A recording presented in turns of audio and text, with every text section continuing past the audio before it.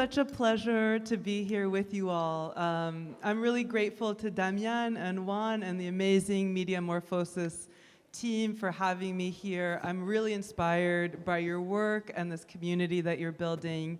So it won't be the last time. I'm coming back next year.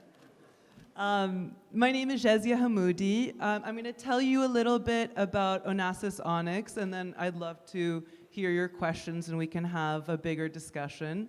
My background is in art history. I'm a curator, and I was working in museums and galleries for kind of conventional or traditional contemporary art.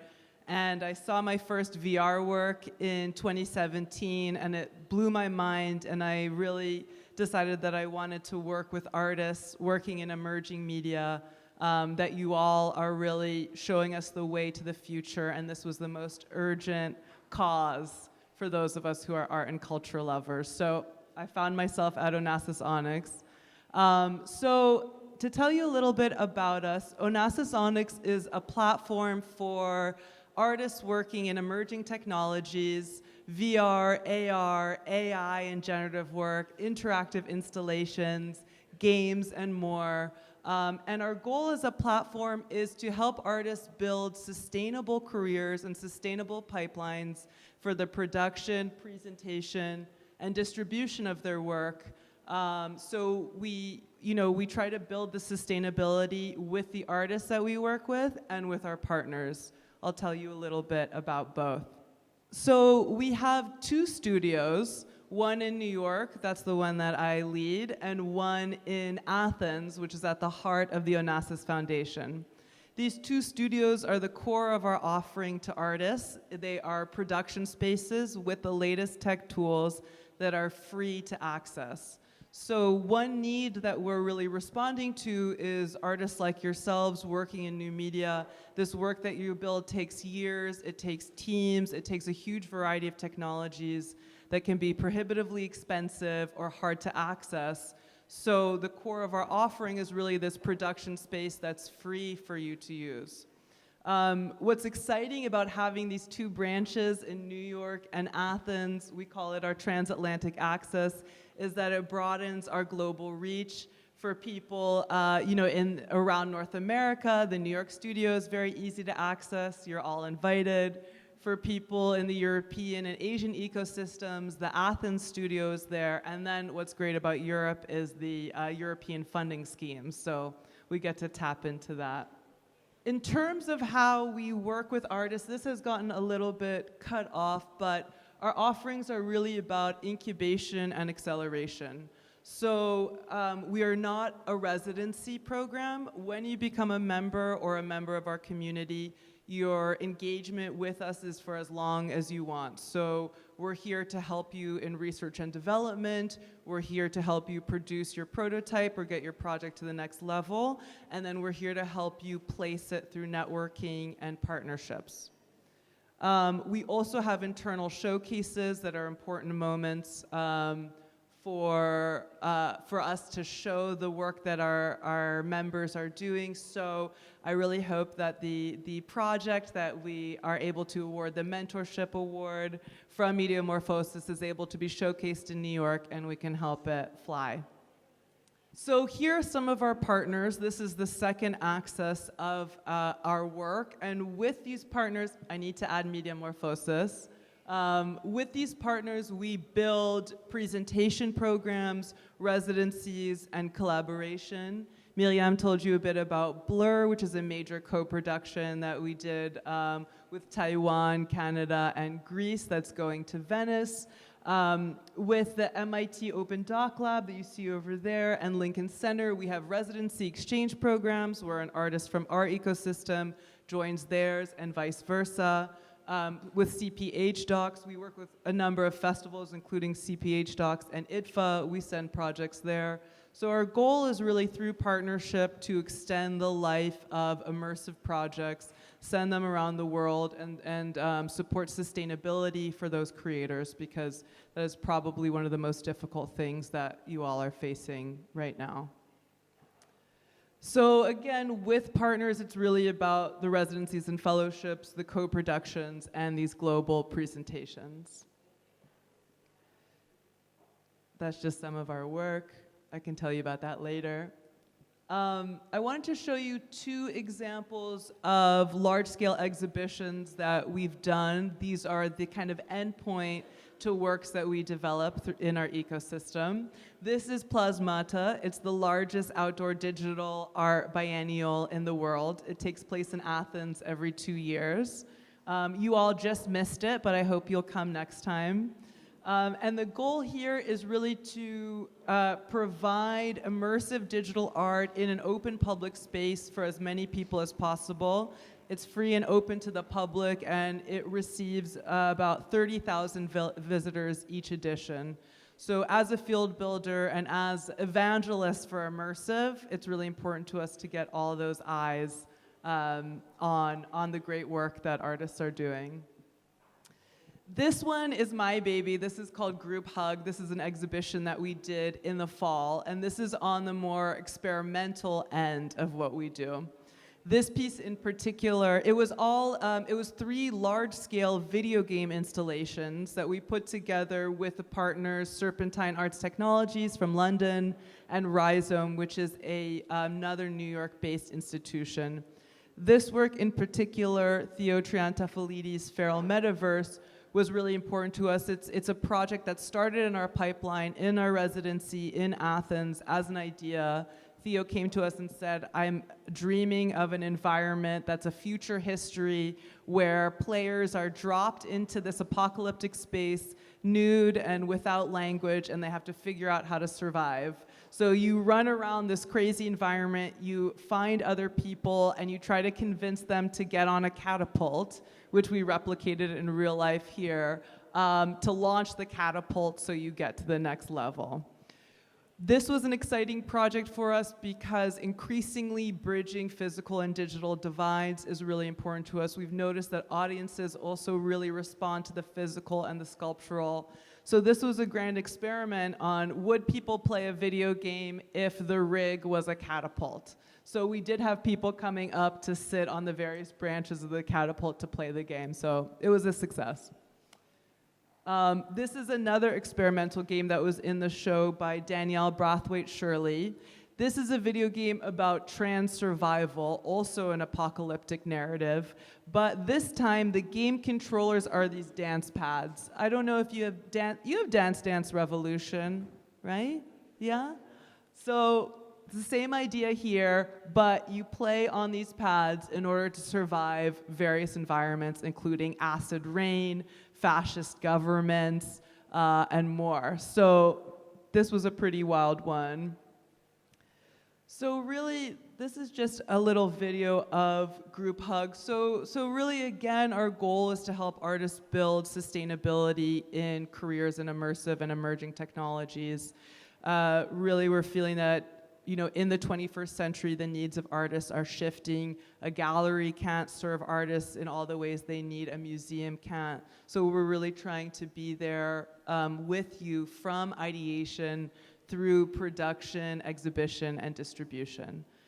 It's a lofty goal, but I think with collaborators like some of the ones in the room, Phi, Mediamorphosis, we can make a big impact. So thank you. Oh, and this is my contact information. Send me an email. ¿Desde dónde crees tú que Latinoamérica puede acercarse un poco a ser parte de la red, de alguna manera? Si pensamos que ONX puede ser incluso una red, ¿no? Eso, ¿cómo ves tú? ¿Qué consejos darías a nuestros artistas, digamos?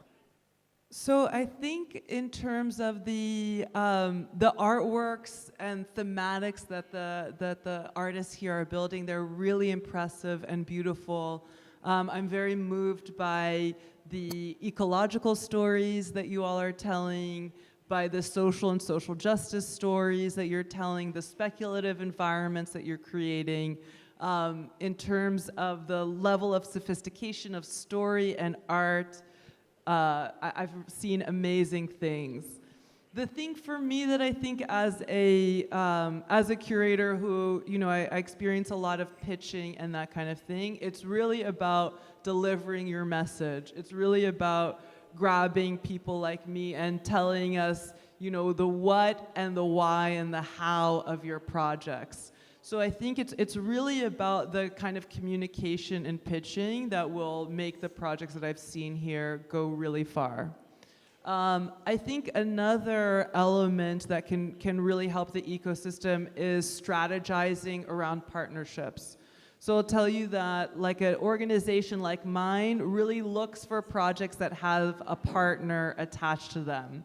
So if you can highlight to me the scholars or universities that you're working with, the studios that are interested, the institutions that you've had conversations with, even if the deal is not done, knowing those kinds of things can be really helpful, because then also I can go to that organization that you're talking to and say, hey, I love this project too. Let's both put some money in it. Let's both, let's support it to go to New York. So it has to do more with the strategy around pitching. I've found that the artists who I've been meeting here are really sophisticated, but too humble. I want more ego in the presentation. Tell me why your project is essential and I have to listen to you. Claro, me recuerdo una vez que yo estaba en la situación de pitchar y me decían como que se sienta que tu proyecto corre por tus venas y que pase lo que pase lo vas a hacer, aunque sea lo último que hagas. Exactly. Oye, y bueno, desde esa perspectiva, aprovechando, así como ese consejo, veo a varios que en unos minutos más van a dar el pitch. Y rescatar eso, ¿no? Importante el tener una base sólida del proyecto. O sea, ustedes se suman en como segundos o terceros, no se suman quizás como primeros. Como ustedes van, digamos, cuando ya hay como una o dos estrategias, para ustedes es mejor sentir que el proyecto está como un poco más avanzado. Porque siempre es importante para los que tienen proyectos entender en qué estado presentar el proyecto. ¿Sabes en qué estado? Es mejor ir en un estado de desarrollo básico, ir cuando ya estás middle development. ¿Qué estado prefieres tú? ¿Prefieren ustedes que se acerquen a presentar los proyectos? So for us at ONX and the Onassis Foundation, it's best to approach us first with a prototype. That's the stage where we can really get involved. But, for a great artist, it can be at any time. So you can also approach us with an old completed work and say, hey, look at how great the old one was. This is the new idea. But it's often in the prototype stage that we can really get involved. Ok, entonces en estado de prototipo y ojalá ya tengan como atachados algunas otras instituciones o algo que genere un support. ¿Alguien tenía una pregunta por ahí? Sí, buenas noches. Voy a preguntar en castellano. Si Jazia ve alguna tendencia, alguna separación entre artes públicas que se estén abiertas al público como el videomapping, si el videomapping está en decadencia, quizás, si sigue habiendo producción de videomapping o de show de drones. Yo lo veo así, el videomapping y el show de drones son artes públicas, urbanas, de colectivas en la calle. Si eso tiene algún tipo de censura, si hay más polémica con relación a censura de ese tipo de arte. That's an interesting question. Yeah, I'm seeing fewer and fewer drone shows, which I think is certainly related to politics and security theater and that kind of thing. I'm curious what you mean about projection mapping, because that's something that I'm seeing really on the rise in North America. In terms of public art, you're right to point out that there can be political dimensions, especially as we have some of this conservative swing in many governments. I think something that's essential as artists have to navigate these difficult and changing waters is to think about flexibility in scale and format. What I'm finding is that sometimes the format that you're thinking of with projection mapping or VR, or not every institution can adapt to that or has the audience to that. So I think, you're really well served to think a lot about scalability and tell me about scale. You know, something that I always want to know is what's the smallest footprint of your project and what's the biggest, so that we can land somewhere in the middle. Yeah, I think really that flexibility is essential. I think also something that artists are particularly brilliant about is using metaphor and other techniques to conceal messaging or to get a political point through without explicitly saying it, right? You have to be slippery sometimes. It makes me think of one of the artworks in the Whitney Biennial, which is the Whitney Museum's biennial in New York last year.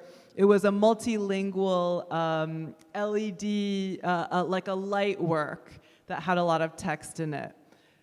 And one of the texts that appears in the narrative, you know, this kind of flashing narrative, was a line about freeing Palestine. You know, talking about Palestine is totally taboo in the United States now.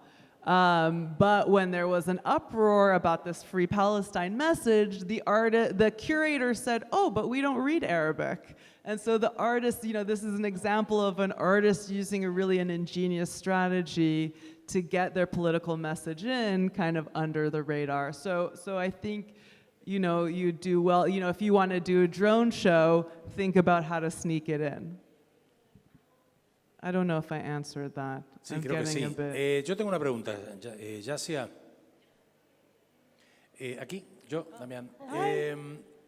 ¿Les interesan, toman proyectos narrativos o no narrativos? Obras artísticas o que no tienen una historia o buscan historias o les da igual?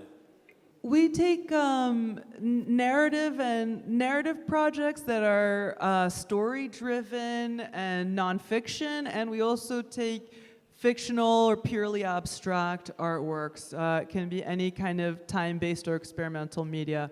It's really about the strength of the aesthetic and if the artwork is meeting its mission. So when we work with a lot, you know, festivals like IDFA or like Tribeca or CPH docs, they are quite narratively focused. But that's only one angle of ours, and I do personally really like sometimes the abstract and the experimental.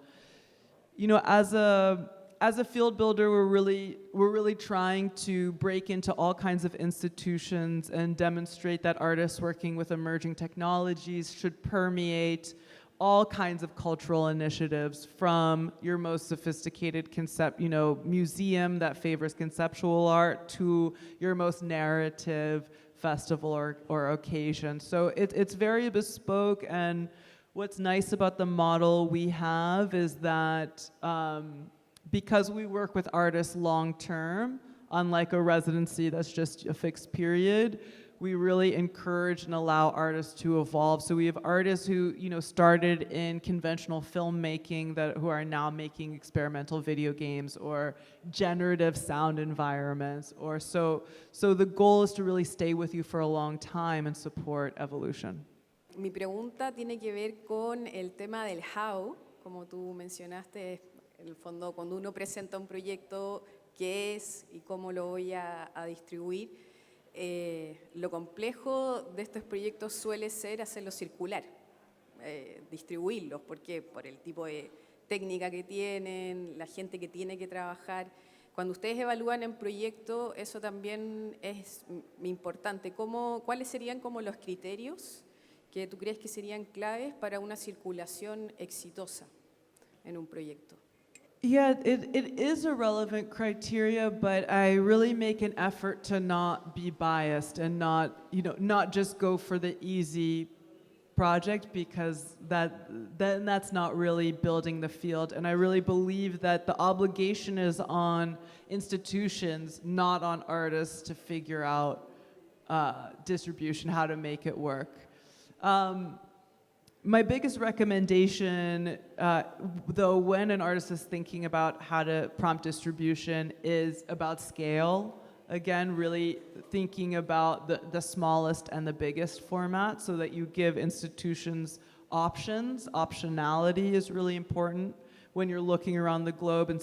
And I think another important thing is honestly, again, related to the pitching, is the information that you provide. The clearer your equipment list is, the clearer your budget is, that really helps me to figure out if we can support it or not, or if we can distribute it or not. So I think really that clarity and coherence of the information that you present is essential. And if there's anything that I think, the artists in this room, in this festival, and in general, it's not about making your tech better or making your aesthetics better or your ideas better. They're there. They're so much better than anything I could imagine. But it's about the clarity of the information that you provide to me. Y desde esa perspectiva hay ciertas tendencias en este momento. Por ejemplo, no sé, el año pasado tal tipo de proyectos fueron más de mayor interés para ustedes, tal tipo de temáticas. Yeah, I think one thing that's emerged as a really important thematic and something I'm seeing a lot here are climate stories and the urgency of climate stories. I think also when climate stories are connected to human populations, that's when things become really emotional and affecting. So I think something that is important to think about is how you connect to and touch the audience, and that active generosity of sharing your work with an audience is also about how are you reaching out. So how are you translating science or facts that feel bigger than humans onto the human scale and into the heart. So that translation of science and data into something more humane and touching, I'm seeing as a real trend. I'm seeing also a lot of interactivity as related to social justice and cultural stories. I'm finding that quite interesting, especially projects using sound where the audience is able to manipulate the sound in a work through their own movement. We're seeing a lot of work about transhumanism and embodiment. So anytime you can activate the audience's body, I think that's really impactful. One of the best things about immersive is that it invites you to touch. And we all grew up going to museums being told that you have to be quiet, you can't touch, you have to behave properly. So I think what's really exciting about our field is doing the opposite, come and touch and play and experiment. So anytime you can facilitate that kind of embodiment and deliver your messaging through that, I think that's something that people are really wanting. And it seems like kids these days aren't afraid to touch in museums, so that's really great. Vamos a darle un aplauso a Jazia. Okay. Thank you so much.